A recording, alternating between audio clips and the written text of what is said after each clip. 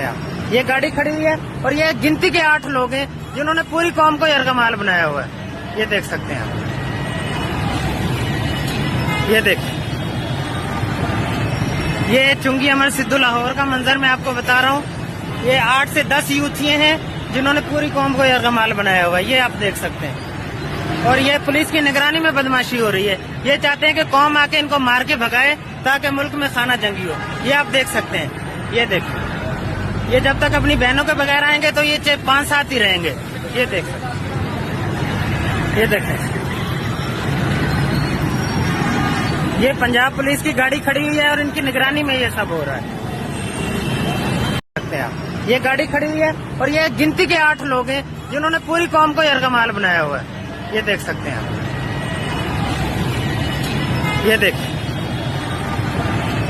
ये चुंगी अमर सिद्धू लाहौर का मंजर मैं आपको बता रहा हूँ।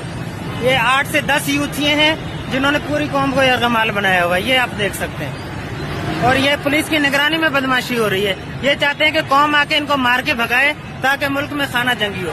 ये आप देख सकते हैं। ये देखो, ये जब तक अपनी बहनों के बगैर आएंगे तो ये 5-7 ही रहेंगे।